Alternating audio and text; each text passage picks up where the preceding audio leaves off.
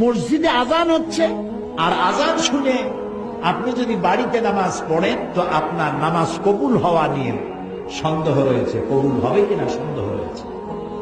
জামাতে নামাজ পড়া বাধ্যতামূলক, ওয়াজিব।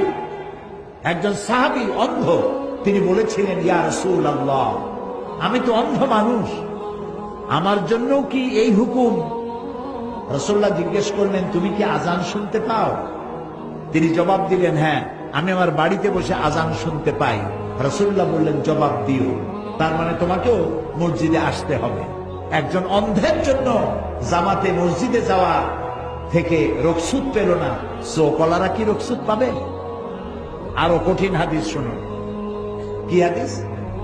কঠিন হাদিস। নবী করিম সাল্লাল্লাহু আলাইহি ওয়াসাল্লাম বলেছেন, মসজিদে আজান হয়েছে, আজান শোনার পর যে ব্যক্তি বাড়িতে বসে নামাজ আদায় করে, ওই বাড়িতে যদি নারী আর শিশু না থাকতো, আমি হুকুম করতাম আগুন দিয়ে জ্বালায় দাও। বাড়ির মহব্বতেই তো বাড়িতে নামাজ পড়তেছ, মসজিদে আসো, জামাতে নামাজ আদায় করো, মুসল্লিদের সাথে মহব্বত পয়দা হবে, আর জামাতে নামাজ পড়ার মজাই আলাদা। সুবহানাল্লাহ।